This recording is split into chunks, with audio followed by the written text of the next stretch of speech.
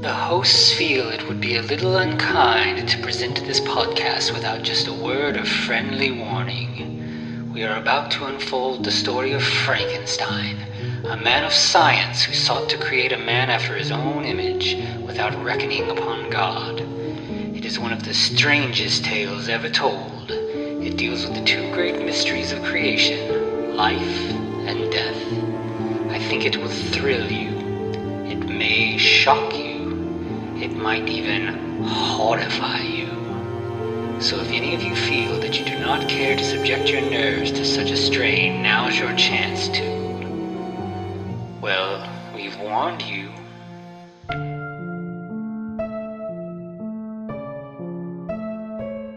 Hello and welcome once again to the Frankencast. I'm the mad scientist, Anthony Bowman. My pronouns are he, him, and I'm joined as always by... the rifle that you save in your apartment for when you need to chase down strangling kidnappers, that is Hayden Orr. My pronouns are also he, him. Yeah, so, last week we watched The Brain That Wouldn't Die, the original 1962 version, and we mentioned that we were going to do this remake that both of us had never really heard of, and it was from 2020. I don't know how we missed it. And I now, after seeing it, I really don't know why I've not heard much about this, because this movie is so fun and so not at all what I expected it to be. Like, I was completely shocked when I started watching this. We kind of were talking like, oh yeah, this is in the public domain. That's probably why it was so easy to do a remake. And then seeing this, I'm like, oh yes, this is absolutely the kind of thing they did because this was on the public domain. Like, sure, you can get the rights for old things and stuff, but this is like, they took the script from the original and like pulled most of it directly into the new script and then just made it into a horror comedy. And it is really impressive. Like, When I put it on, I was like noticing, I was like, okay, this is literally the exact same dialogue, except, it's like the acting is like even hammier. I was like, God, this is going to be bad, isn't it? And then the jokes started, and I was like, wait, oh, they're doing that on purpose. Okay. I had the exact same reaction. I was like, oh man, this is like low budget. These actors don't know what they're doing. They're really overacting, and it's going to be rough. But then, yeah, I had the same thing where I think the scene where they change out of their scrubs, or I guess maybe even when we had the blood, like, there's like two really good gags really early on that really kind of sell you on what they're trying to do here. But yeah, up till then I was like, oh man, this may be like, just super low budget cash grab kind of thing. Cause like, yeah, we have the credits are identical, which was a nice touch, use the same font, same song and everything, like, to the point that I was like, oh, am I watching the original again accidentally? And then I was like, oh, no, these are different actor names. Okay, this is the new one. And then, as soon as the credits are over, we're in color. So like, it was obvious. But yeah, we start the exact same way. We have surgery. A patient dies on the table. And we've got a father-son surgeon duo, and the dad's given up, and the son's like, I can do this. Just let me do my experimental stuff. It's already a corpse. It doesn't matter. It won't hurt anything. And the dad's like, no, this is the OR, not the experimentation room. But he finally gives in. He's like, go ahead. And the son goes down next to the patient and like basically cuts like the carotid artery, and just like a garden hose of blood sprays him in the face. And I was like, oh, okay, this is different than what I thought it was going to be for sure. Yeah. And it's like one of those things where like it's kind of like it reminded me of like Cannibal the Musical or something, where it was like it sprays for a while and then it stops, and like the son goes to like, he's like, okay, yeah, well, hand me, and then it just starts spraying again for no reason, and it was like, okay, yeah, this is the good stuff. So they like eventually like connect car batteries and cattle prods to the patient and all this stuff, and like eventually he comes back to life. We get the like, his hand moves first with a little like Frankenstein nod there. Again, I mean, like this is, it's scene for scene the other movie. They just like, punched it up with jokes basically. So we have like the father and son outside the OR, like talking for a minute, and the dad's still like, yes, it worked, but still, I don't approve of your methods, blah blah blah.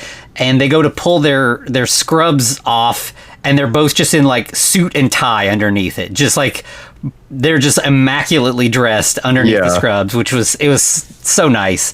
And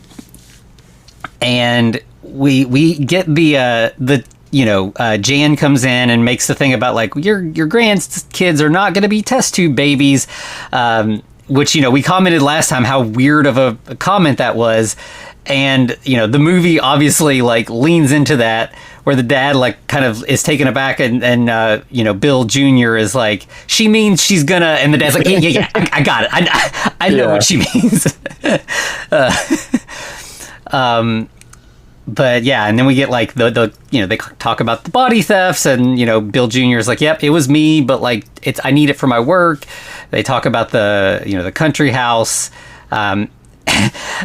And like even like the overacting, it's like they're really hamming it up beyond what the last movie was, but then they're sort of like poking fun at the way it was in the last movie, where like the dad's like, yeah, I should have sold that when your mom died, and like Junior is like, you can't sell it, and like yells really loud, and he's like, whoa, sorry, that might have been an overreaction, sorry. I like the country house, we shouldn't sell it. Bill especially, or Patrick D. Green, who's playing Dr. Bill Courtner in this, he really is the main one that's giving it as much gusto as he can. There's several scenes where he's just basically starts shouting like in the middle of a dialogue scene. Yeah, it's one of those things where, like we said, when I first started watching, I was like, oh man, this guy's going to be unbearable. But as soon as I realized this is what he's doing and this is on purpose, then it's just like great, because you're just like, oh man, he is really going for it. And like he's having a great time. And then, then it's infectious. And like, I think playing with the weird sexual tension kind of thing, Jan leaves the room, and Bill is like, man, the wedding day, it's coming up, but like, I don't know if I'm going to make it. This, Jan's really, leaning into the puritanical beliefs around weddings. And I just, this sexual frustration, I feel like I'm about to. And then like we have like a quick jump cut to them at dinner, and like a champagne bottle cork popping. And Jan's like, oh, so Mr. Whatever, it seems like things are going well with that. And Bill's like, who? What? She's like, the guy that you were so dedicated to save his life. And he's like, oh, yeah, whatever. Like, it was the work, obviously. He doesn't care about that guy. Yeah. And he has like a waiter. I think they're like at his house, but he's like, because he's got like a servant. I think his name's like Malcolm or something, who like brings them some sort of like Indian food dish that Bill is like, I heard this is an aphrodisiac. And she's like, oh, maybe we should save it for the wedding night then. And Bill's like, my understanding is you should eat goat brains fresh. So I don't think you should wait on that. And then for the rest of this scene, we have like Jan in the background as things are going on, and she's like trying to like spit out as much of this as she can into a napkin. She's like horrified. But like, Bill gets like the classic, like the phone on the silver tray. And it's Kurt, he needed out at the country house. And Bill's like, okay, well, I got to cancel our weekend plans. I got to get out there. And she's like, why don't you let me out with you? You're going to have to show me your work eventually. We're getting married anyway. And he's like, yeah, okay. So we have them like hop in the car and head that way. And, I think in the last one, like we have him like speeding up because he's running behind, and we get like a dangerous curves sign or something. Here we have like a series of like 5 or 6 signs that get progressively more like Looney Tunes level ridiculous. Like I think it starts with dangerous curves, and then it's like, no, for real, slow down, man.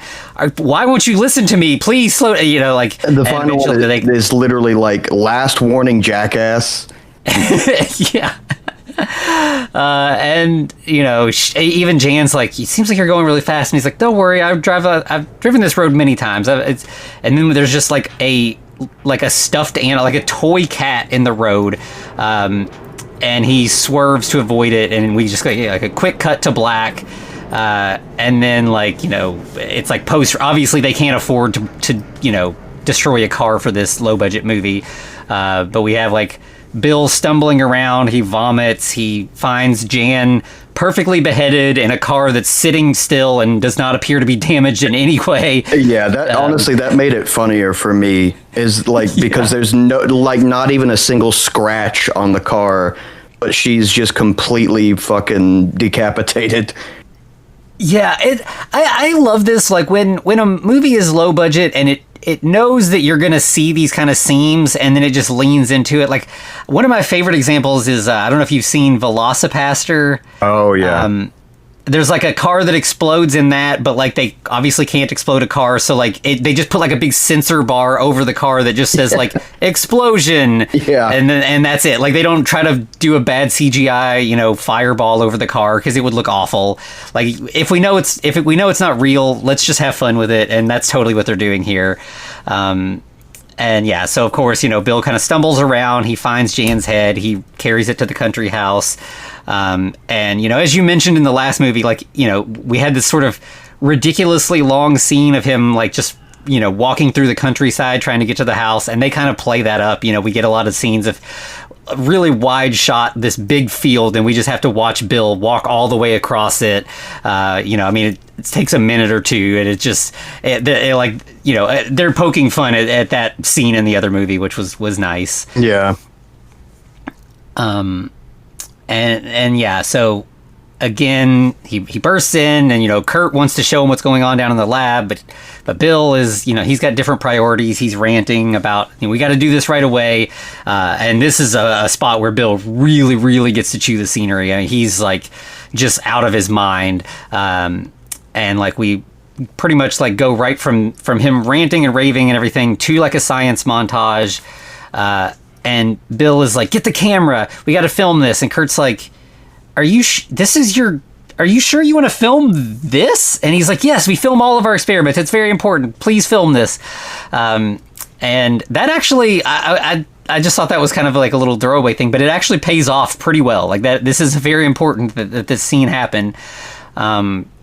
So yeah, we get, some more science montage stuff, and eventually we see, Jan's head on the table, again doing the "let me die," and Kurt's like, maybe we should respect her wishes. If she wants to die, we shouldn't force her to live like this. And Bill's like, no, I mean, it all makes sense. I'm the only person who could have done this, and she had to be she was beheaded, like my girlfriend. How perfect is that? It's fate, it's destiny. I've got to do this. And Kurt's like, are you sure you're going to be able to transplant? I mean, look at my arm. And, in the last movie, it was like, they just kind of had like his arm sort of like seized up a little bit and like some makeup on it to look kind of like burn scarish or whatever. This arm looks so gnarly. It's so good. Oh, yeah. I loved the it's like one giant fingernail, like the hand just ends in like one giant mashed up finger. It's like it. Again, like, this is very low budget. It doesn't look, it's not Cronenberg level special effects, but it looks pretty good, and it looks so like horrible and ridiculous that I really liked it. I'm not sure who did their, like, but being low budget, like, this arm and the creature at the end is really the only like special makeup effects we need, and I think they put the money in those spots pretty well. Yeah. I will say I was, we'll get to it, later when we get to the character, but seeing what they did with Kurt's arm, I was hoping when we get to a certain character that they were going to go, like, pretty wild with something.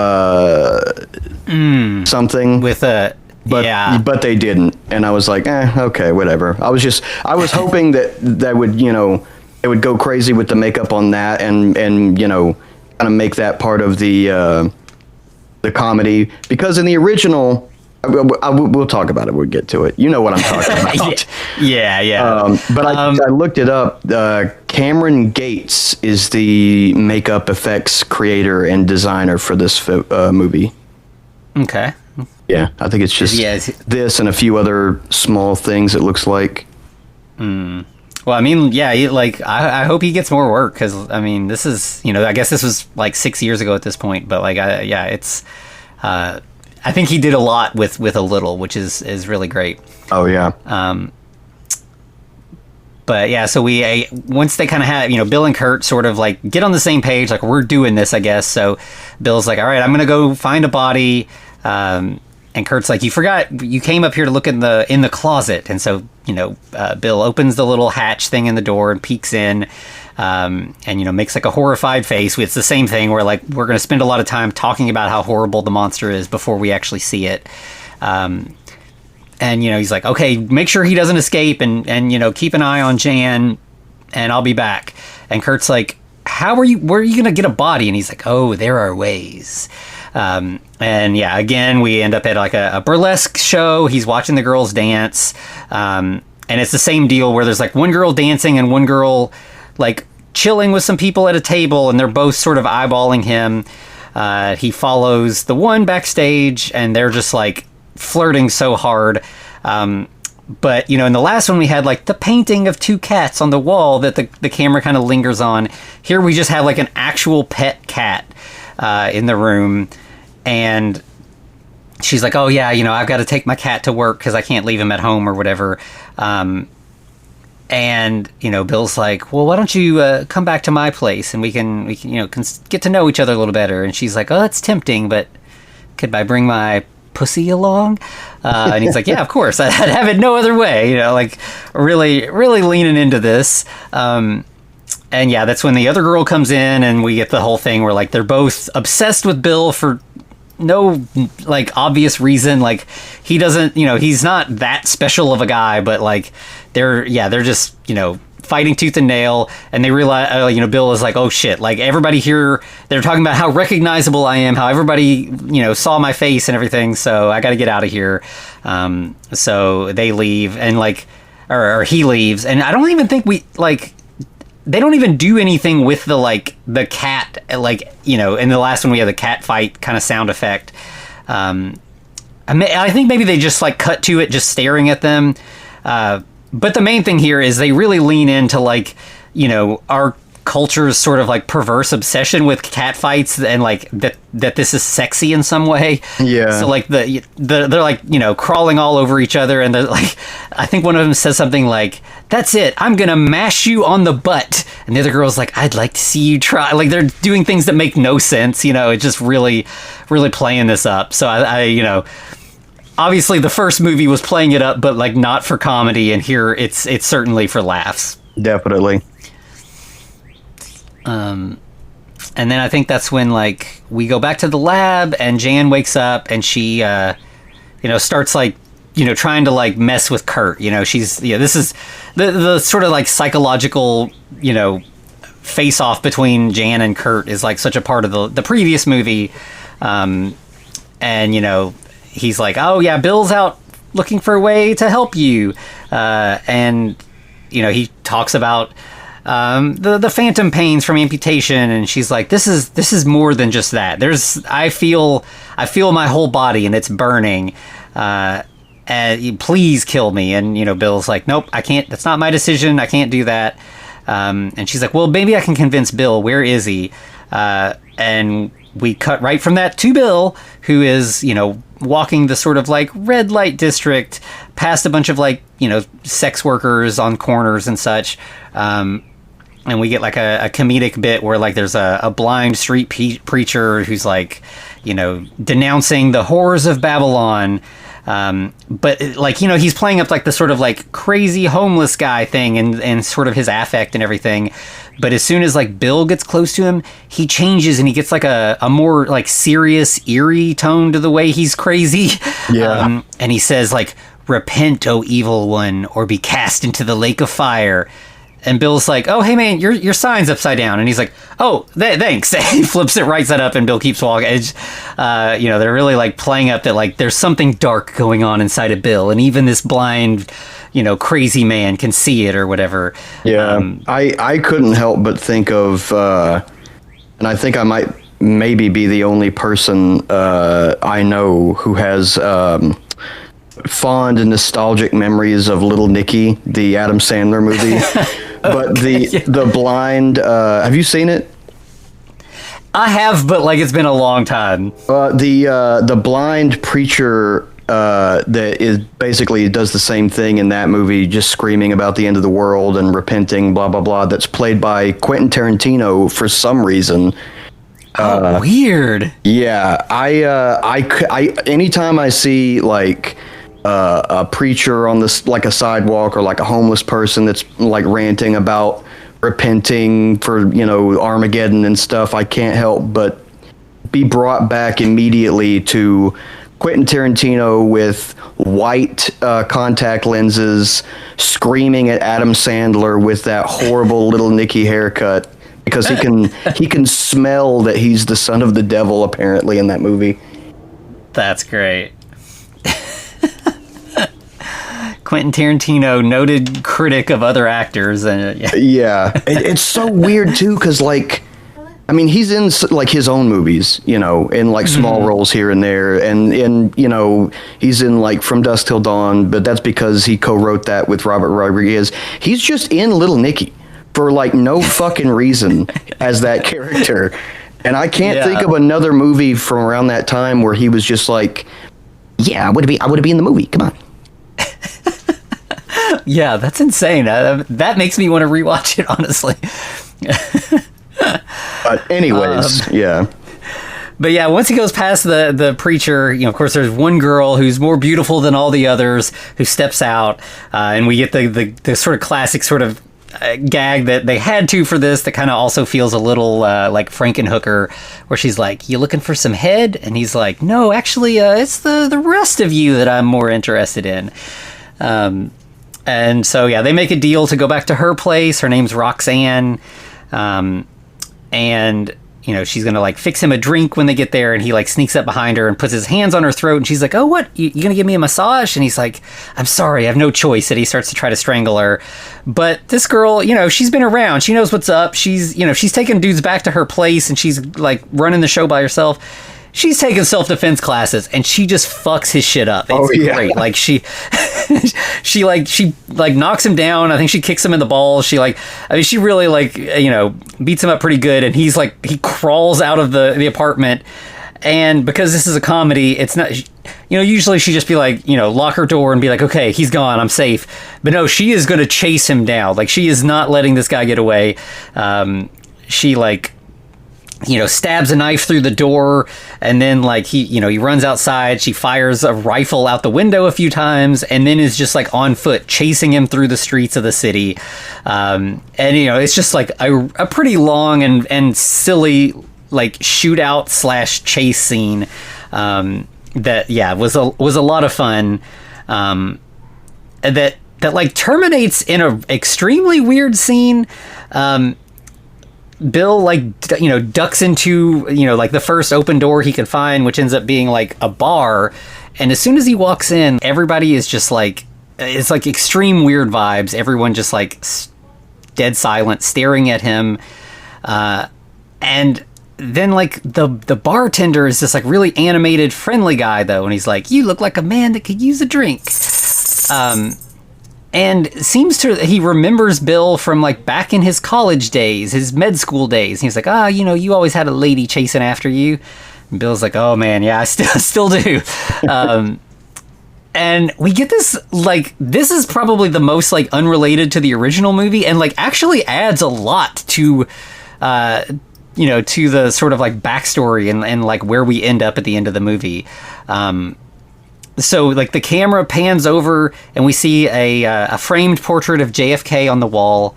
And then it's sort of like, you know, we get like a hazy, like, fade to now it suddenly has Dwight D. Eisenhower on the wall instead. And it's a pretty good gag. So, like, you know, JFK was president from 1961 to 63. Eisenhower was the president, like, right before him from, like, I think 53 to 61. So this is, you know, they're, like, acting all like, this is a flashback to long ago. And it's like, this is a flashback to, like, 3 or 4 years ago. But, you know, and so now we have Bill in the bar, and he's wearing, like, you know, a sort of, like, Letterman sweater. It's very like just, very, very silly. It's the same actor. He's got his like name embroidered on his chest and everything. And Kurt runs over and he's like, "Hey, Bill, we're going to be late for chemistry." And Bill's like, "Oh yeah, sorry." And he just like shoots his entire drink, and they leave like directly from the bar to go to class. And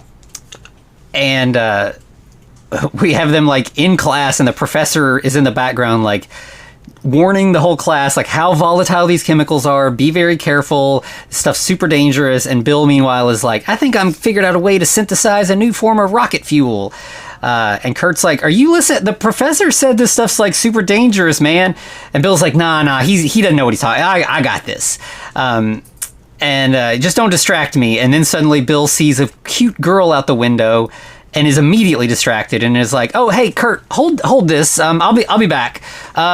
Just make sure I put a stabilizing agent in it before it gets," and like just like leaves. And Kurt's like, "Wait, what? What's going on?" So yeah, we cut away to like Bill that, out on the quad talking to this girl, and we've got like the classic sort of like, soft focus romance sort of thing.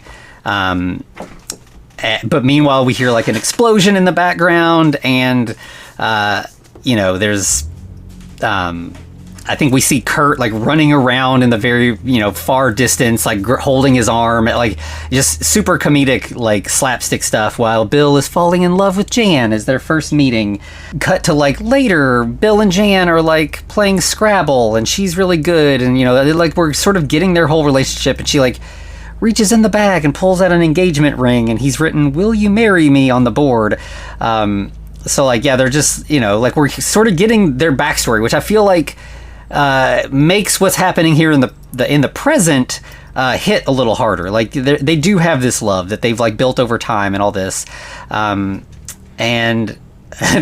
but like once she puts on the engagement ring in this scene, the camera sort of zooms in and then zooms back out, and now we see that engagement ring on Jan's hand, but it's the decapitated, headless body in the car. Yeah. And we've got like police all around investigating the scene. And one cop is like, "You think an animal could have done this?" And the detective's like, "No, this was a man." Like this, clearly the driver took the head so we wouldn't identify the body. And the other cop's like, "How do you know it's a man though?" And we get this like super nonsense gag where the detective's like, "Don't you know it's illegal for a woman to drive a vehicle in Wisconsin?" And the cop's like, "I don't think that's true. And we're also not in Wisconsin."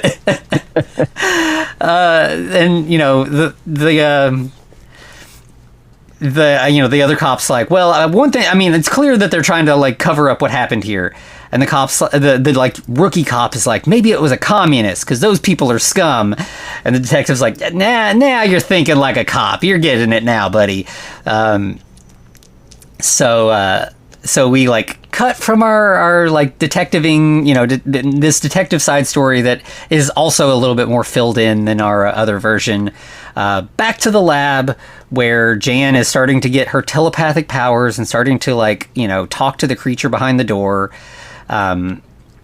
She's getting him to communicate through knocking on the door and everything. And Kurt hears and comes down. This scene plays out pretty similar. Yeah. To like Kurt describing the creature as the sum total of Bill's mistakes. And he talks about the deformed arm, and that's why he's still here helping and all this. But when she's like, "I can prove that I can communicate telepathically with the monster," I think before she just has it knock on the door again. But here she starts singing a song, and the monster starts singing like a duet part with her through the door. It's like his like deep, comically deep monster voice. So it was, I thought that was, it like kind of almost feels like a, Young Frankenstein sort of level gag here. Yeah.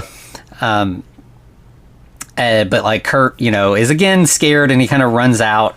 And that's when she starts like, "I'm only a head and you're whatever you are over there, but together we can have great power, and we're going to be able to get revenge on the people who've treated us poorly." And I think then like Kurt, runs into Bill upstairs, and Bill's like, "I haven't had any luck yet. but why don't it's hard because I can't be seen with a girl that then goes missing, but maybe you can like go out and hire a stripper or something. Maybe that's the route. And Kurt's like, but where should I go? Or like, I haven't driven a car in a while because of my how do you what? And Bill's like, I just figure it out, like I don't have time for this. And so then Kurt starts to walk out and he's like, oh, but wait, before you go, make sure she has great knockers, though. That's important.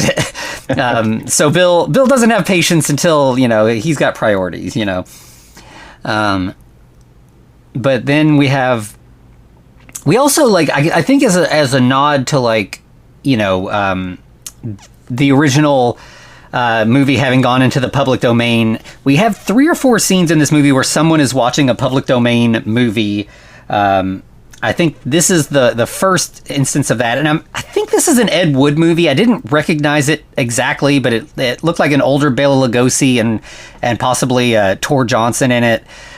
So it seems likely that it's Ed Wood. Yeah, I think it probably was. I didn't recognize it either. Yeah, I haven't seen all of his stuff. It's all kind of similar, and I've seen a few. And but then he's interrupted from that as Kurt arrives with the requested stripper, Lady Marmalade, and she is like an overweight black woman. And Bill is like, can I speak to you privately, Kurt? And he's like, do you not see anything that might be wrong with this? And Kurt's like, no, well, I mean, you said get a girl, like she seems fine. And he's like, you don't think it would? She's black, Kurt. And Kurt's like, yeah. And he's like, it won't look natural if the colors don't match. And that's when the stripper hears, and she's like, oh, okay, I didn't realize I was over here stripping for a bunch of racists. Yeah. And Bill is like, no, it's not that. It's just with the in contact. I mean, just Kurt, tell her I'm not a racist. And Kurt's like, well, I mean, technically you're discriminating based on race. And Bill's like, so it's racist now to not want to cut off a black lady's head. And she's like, hey, I'm just give me my money. I'm getting the fuck out of here. I don't know what's going on here. You white folks, you're a mess. So she leaves, and we like cut to like a little later, Bill waking up in bed and hearing this echoey voice singing "Here Comes the Bride," and this is one of those, like, I'm well on the record with my dislike for dream sequences, but this one was fine because it was like right away I knew he was dreaming, and like it was going to be like just sort of like a jump scare thing, and like certainly that's exactly what it is. He like goes downstairs and he finds Jan, and they talk, but like there's pounding on the door the whole time. And then the door bursts open, but we just see blackness. We don't see anything come out. And then Bill wakes up in bed, and I think we see that actually downstairs, Kurt is there, and Jan is talking to him about why does Bill never come down here? Is he ashamed of what he's doing? And, she's like, I thought I knew him, but I guess I was wrong. But Kurt, he tries to defend what Bill's work, that he's always very altruistic, but he's also very dedicated. So he tells again, we have some stuff with Doris in the previous film. We find out that she's a pinup model, and that Kurt helped her out when in their younger days, and that's basically all we get. There was a bad boyfriend, but we don't get anything about like Bill's relationship to Doris. But here we get a lot more, that Bill and Kurt rescued her from some sort of like violent assault, but then Bill became infatuated with her. He was in love with her and he wouldn't leave her alone, like to the point that she eventually moved away. She quit school and left town because she couldn't get Bill to leave her alone. And Jan's like, this is the story you're using to defend Bill? And he's like, I'm just saying Bill doesn't give up, and the only way to stop him is to run, and you're ahead on a table, so you're not running. You might as well accept that he's not giving up on this project. And I think then we have we cut again to Bill watching another movie at home, and he's interrupted again, this time by the detective that we saw from earlier, and he has a couple questions. So, Jan hears the knock at the door upstairs, and tries to scream. So we've got Kurt covering her mouth, and she's like biting him. And he like flips some sort of switch that sort of like electrifies her or something, and she's just like frozen catatonic with her mouth open.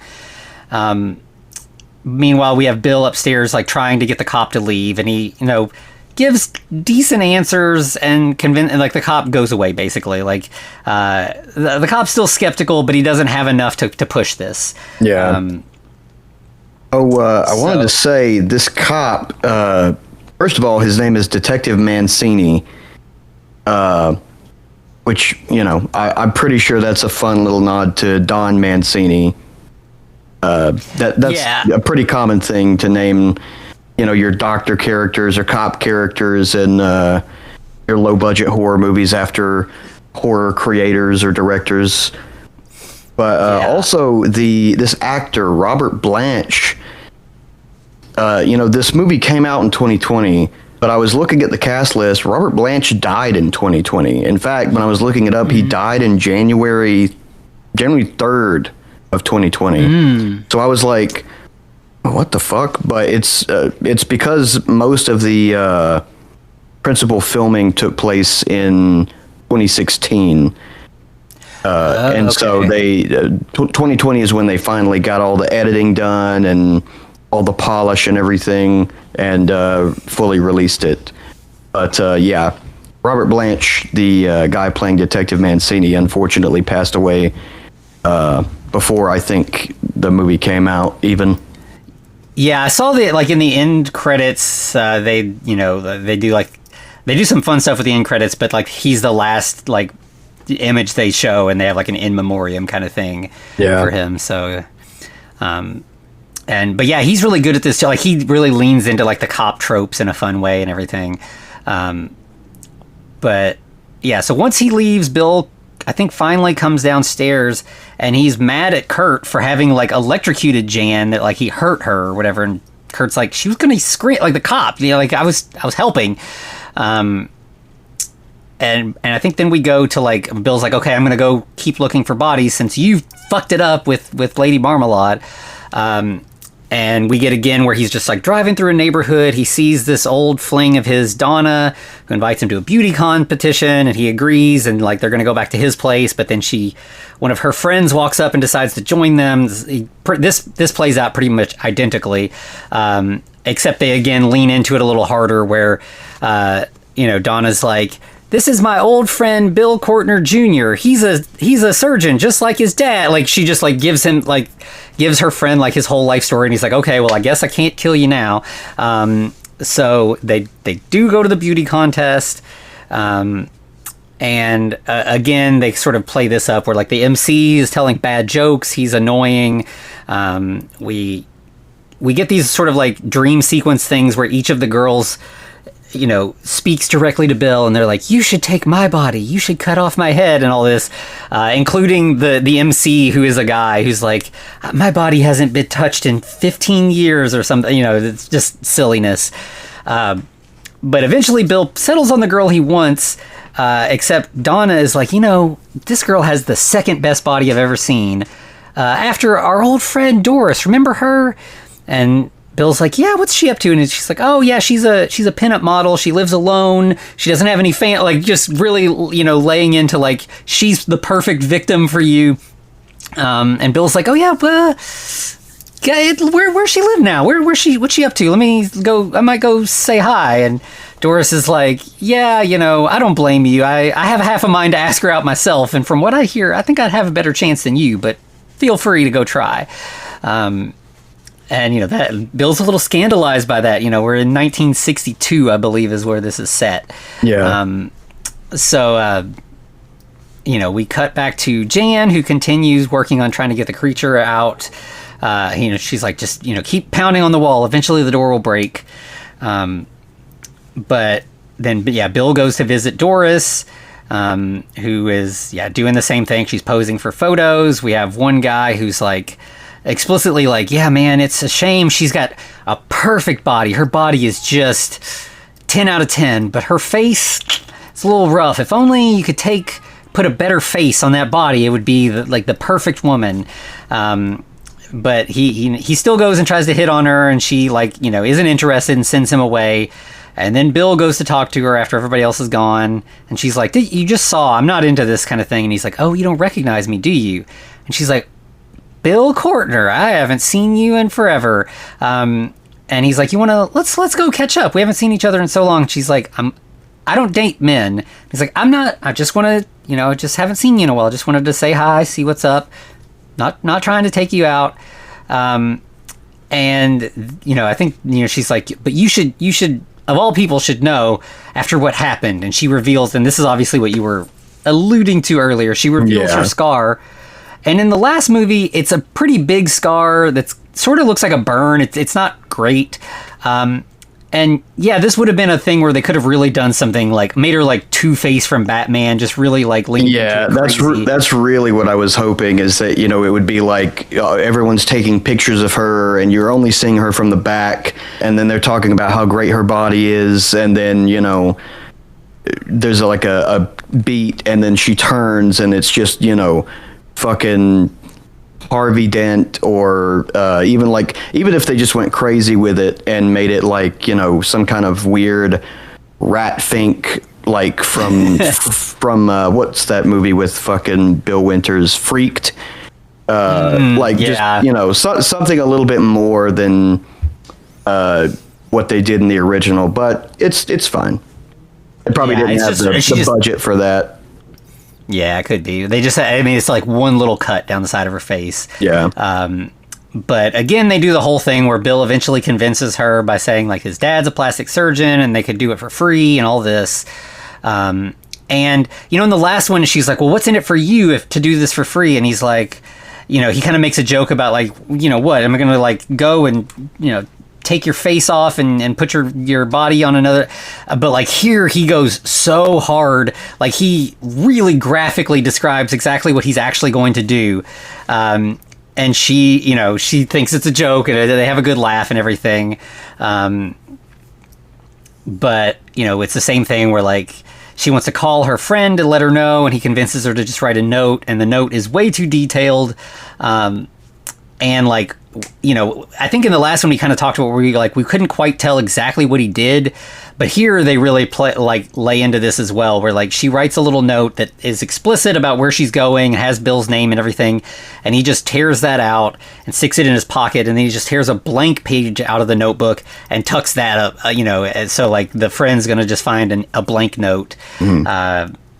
But we cut away from this to the detective who has taken Jan's engagement ring to a jeweler who somehow miraculously recognizes it immediately and is like, "Oh yes, I remember selling this to this young doctor because it looks similar to the ring I gave to my beloved, and she passed away, and I'm so he's trying to really like connect to the detective, and he's like, "Oh, doctor, you say? Perfect." And he just like dips out as the jeweler is getting all emotional and everything. Yeah.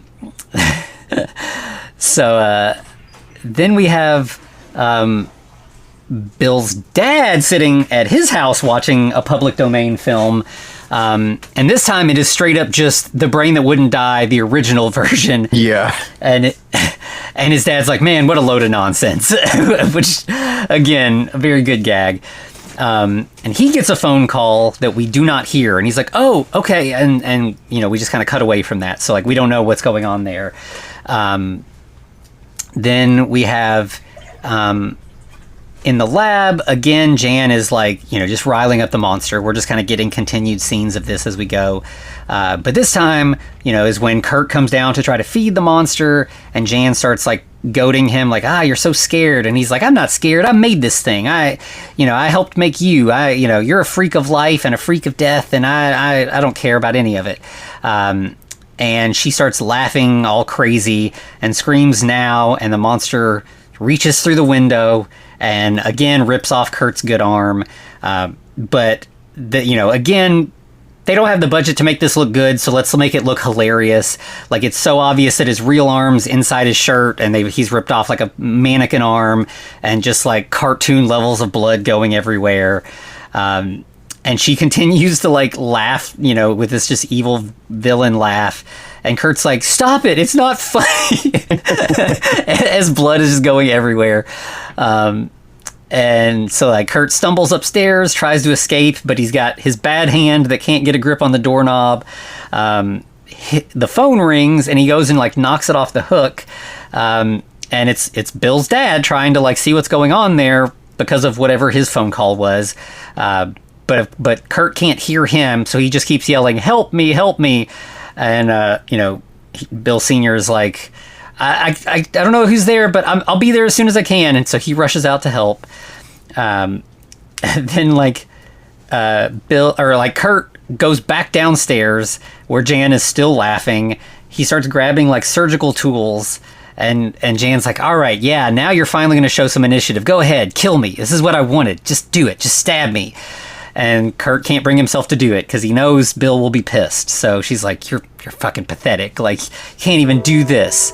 Kurt like collapses to the ground, and I think he's like, "We saved your life, you ungrateful bitch," and then dies. And that's when Bill and Doris arrive upstairs. So again, we have the whole thing where he's like, "Oh, my dad must have stepped out to the store. He'll be back any minute. Let me get you a drink while we wait." It's like almost identical dialogue, except that they really make you feel bad. She's like, I would trust you with my life. And he's like, that's the spirit. But like, he ends up going downstairs. And this scene, like they added something where like before he just goes down, he sees the death and he's just like, he knows what happened and he just like doesn't say anything. But here we kind of get a confrontation between Bill and Jan, which I liked. I thought this was a nice added moment where he's like, you're just ahead. How did you do this? And she's like, "You'll know soon enough." I did it, but I'm not going to tell you. Fuck you. So Bill's like, he covers up Kurt's body, goes upstairs, mixes 2 drinks, one with poison. Upstairs, Doris is like listening. She's put on a record and they like have a drink and dance. And then like midway through the dance, she's like, "Oh, I feel funny." And she's like, "Bill, you put something in my, how could you?" And then collapses. So he drags her downstairs and he's like, "Look, I found this perfect body." And Jan is like, please don't. Like, you're killing an innocent woman. Don't do it." And he's like, no, I'll put your head on her body, but then I'll save her head and I'll find her a better body. And then I'll find the next one, and head body. It'll go on. He says ad infinitum instead of ad infinitum, which I thought was, he's a doctor, doesn't know his Latin, but he starts laughing evilly, and she's like, "You're insane," even though she's been like insanely laughing for this whole movie. But yeah, he gets to do like a Victor Frankenstein speech that we didn't really get in the last movie, where he's like, "I conquer death. I'm a god among mortals. I shall rule the world," all of that kind of stuff. But then the doorbell rings and, Jan starts yelling. So he like puts a piece of tape over her mouth and runs upstairs. And of course it's the detective, who he's like, "Hey, I just wanted to, return something to you that you might be missing." And he hands over Jan's engagement ring in a little evidence bag. And Bill's like, I've never seen this before. I don't know what you're talking about. And the detective's like, "Yeah, I thought you might say that. So I checked when you were with your dad first, and it wasn't his intent to finger you. No father wants to finger his own son, but he fingered you. He fingered you good." And Bill's like, "Please stop saying fingered. Like, just what? Just and he's like, "It doesn't matter if you don't have an arrest warrant. Like, you can go." And this movie kind of like plays at like sick, like the level of decorum of a movie from the 60s for the most part. But here he's like, "Yeah, if you don't have an arrest warrant, could you kindly just fuck off?" And the cop's like, "Well, you're only delaying the inevitable, because eventually the truth will rear its ugly head." Smash cut to Jan downstairs. Yeah. And she is like, can't get the tape off of her mouth, so she like has telepathically reached out to the creature, and finally gets him to like start pounding on the door.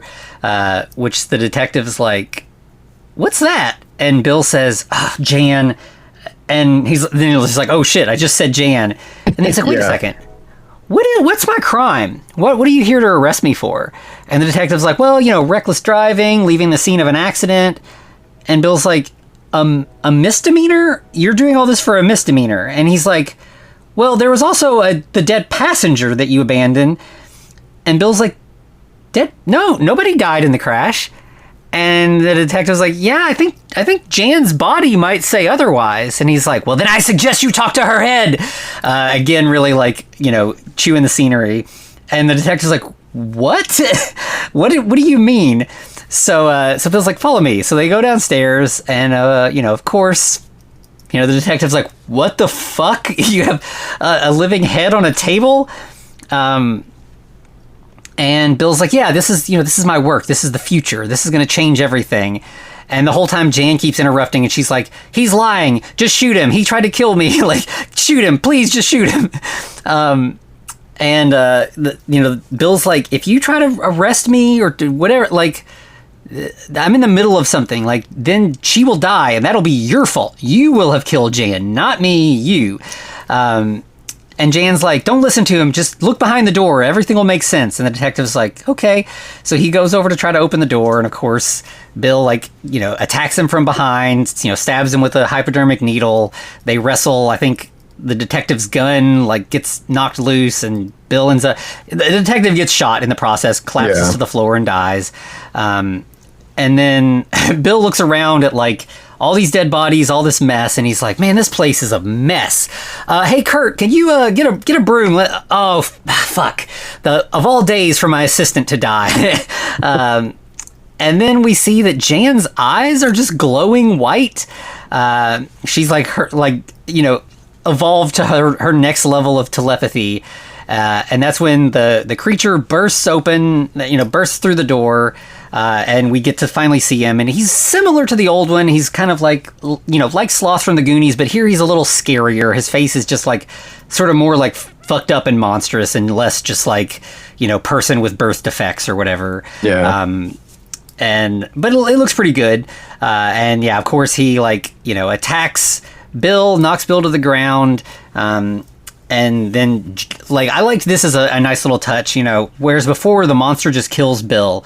Here, Jan says, you should have let me die. And she, telepathically knocks a bottle of acid over that, runs off the edge of the table and, splashes all over Bill's face. And his whole face just, disintegrates away to, this, gory skeleton. Which was just really nice. But I appreciated that, Jan gets to do the killing blow. Yeah. And, things start catching fire. The creature goes over and picks up Doris, who's still unconscious, and carries her out.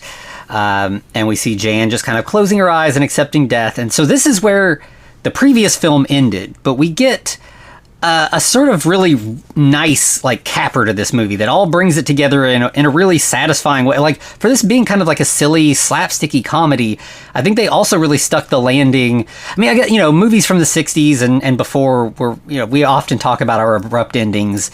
But this, has some sort of, falling action and, also sort of ends with, a really great, punchy conclusion.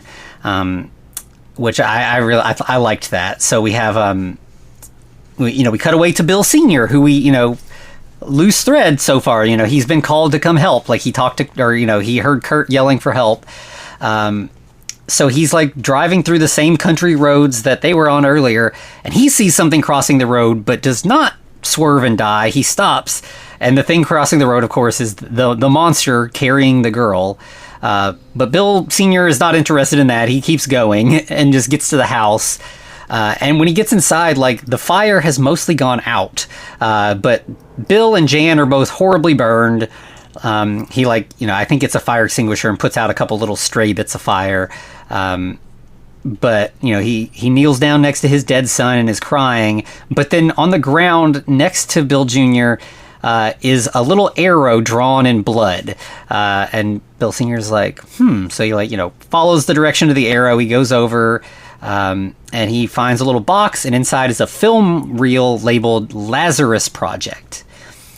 So, we've had all these scenes of Bill Sr. and Jr. sitting down watching a film, and here they're doing it again, or he is again, but this time, of course, it's video of all of Bill's experiments, and we get like steps of like an arm on a table coming to life, and eventually, getting to Jan.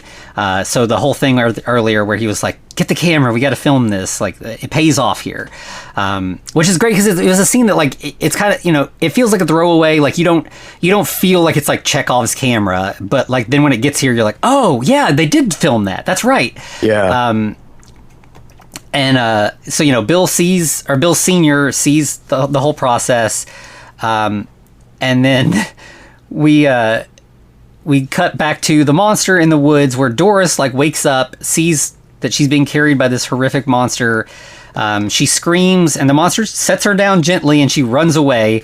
And the creature just like looks down at the ground sadly, like, man, I thought this was my chance, but he's not like, he's not an evil monster. He was just like, I thought I found a girlfriend, but I'm not going to chase her. She doesn't want me, and that's okay. I thought that was kind of sort of sad, but sweet that he's not a monstrous monster.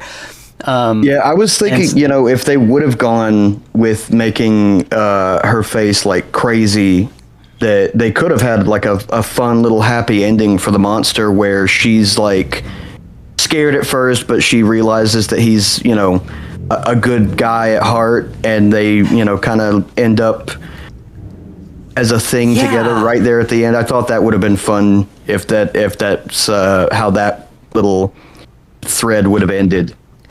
Yeah, that would have been a lot more satisfying, actually. If her face just looked like the teenage Frankenstein or something, Yeah. But yeah, instead she just runs off. But as he's standing there just looking down sad, it fades to black. But then I couldn't remember, this dialogue I think is directly from the previous movie, but I couldn't remember exactly where it occurred. Like I didn't rewatch the whole thing, and I kind of like skipped through to some spots that I thought it would have been, but I don't know. Did you recognize this? We're just black screen, and we hear Bill's voice saying, "Where am I? What is this? Why can't I speak? I can't feel my body. All my senses are stripped away. I want to scream, but I only hear silence." Just kind of like I'm trapped in this hell. Like, this is no life. I'm in hell, an unliving hell. Somebody help me. And then we, go from the black screen to Bill Sr. in real life. And he is like looking down, like the camera's like in his face, and so we don't see what he's looking at. And he says, "I don't know if you can hear me, son, but I'm going to do everything I can to bring you back. I saw your films. You have my word. I'm going to do this." And then we see that what he's talking to is not even Bill's head. I mean, because of course we saw Bill's head got fucking destroyed by the acid. So it's just Bill's brain in a classic like Donovan's brain style, jar, floating in water. And then we just hear like, Bill's voice. Of course, Bill Sr. can't hear it, and he's just, Bill's begging, "Let me die, let me die." And that's our actual, taking us to credits conclusion. So I feel like, other than your idea, which I think would have made this movie like perfect, like this wraps up so well. This movie's just so satisfying. Like it's clearly like a love letter to the last movie, but like the thing that it most reminded me of, I would think, is maybe like the Little Shop of Horrors that most people know, not the original Roger Corman one that's mostly forgotten, but the Frank Oz, wacky musical. Right. This isn't a musical, but like it felt the same thing where it was like, we're going to take this piece of media that is great and sort of forgotten, and we're going to turn it into this really weird comedy that pays tribute while also, poking gentle fun at it and everything. And I thought it was just extremely successful at that. I thought it was a really good time. Oh yeah, I definitely agree. I mean, and they added stuff that didn't like. Usually, when you're like watching a remake of something, whether it's a big budget remake or not, stuff gets added to fill time, or stuff gets added to make changes, and it's not always like, it doesn't always work. And a lot of the time it feels kind of like they're padding, or like they just threw it in there to, to kind of make it feel more modern or something. I don't know. But the stuff that they added in this is like directly beneficial to the story, to the characters. Nothing feels like, unnecessary. Like, there's no parts in this that weren't, in the original where I'm like, ugh, why is that even in there? Yeah. And in fact, with the ending, how it is, it's technically a closer adaptation of Donovan's Brain than the original one was. Yeah, really. Yeah, it's just like, I feel like the scenes where they just like take dialogue whole cloth from the original felt very like they're honoring the source material, adding a couple little jokes and then moving on. And then the scenes where they just were like brand new, it didn't feel like, oh, we just thought of a thing that would be funny. Like, it always felt like this is telling the story, this is expanding the character's backstory. And sure, we'll add a couple jokes in there, but like, it never felt like, that they were just like sort of gratuitously like, inflating the runtime for no reason. Definitely. And like, to that end, the end credits, like, like, it's more common nowadays for like the end credits to like show, shots of the actor playing the character with like the name under, the sort of like pre-credits credits. And they do that, but we get this great thing where it's like, we see the actor in this film and like a split screen with the original character from the 62 version, which I thought was just a really nice touch. And like, they go through like, all of our primary characters, and then at the end when we have like characters that are new to this, like the detective and Malcolm the servant, and like just a couple little odd one-off characters, Roxanne the vengeful prostitute and all that, like they also get their own like little screens, 2 or 3 at a time, like without the original ones since those don't exist, but like paying tribute to everybody, and of course ending, as we said, with like the in memoriam screen. So I thought that was all really, really nice. It felt like they were really honoring their cast while also paying tribute to the cast of the original, and pointing back to it that like, hey, if you haven't seen this, like here's what we were paying tribute to, and like you should like it felt like they were encouraging you to see the original if you haven't. Oh yeah, it's they're making it very clear that this is a remake made with care and intention, and not just like let's grab a public domain movie and just turn it into a comedy kind of thing. Mm-hmm. Yeah, which there's certainly a lot of those. That's an easy thing to get away with, and they could have done that, but yeah, this is not that, and I really appreciate that.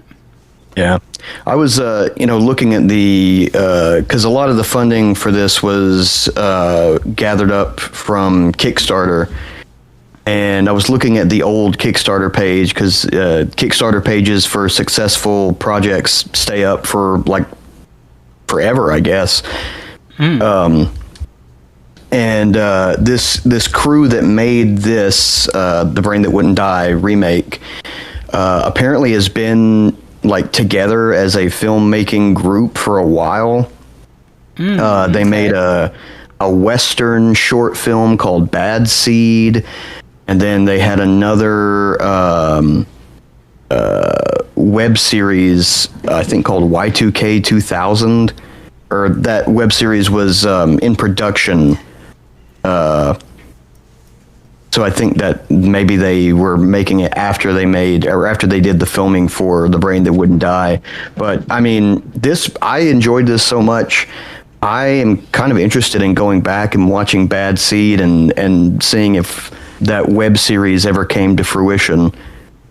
Yeah, this definitely seems like something I'd be interested in, just keeping track of what these guys are up to. Yeah, definitely.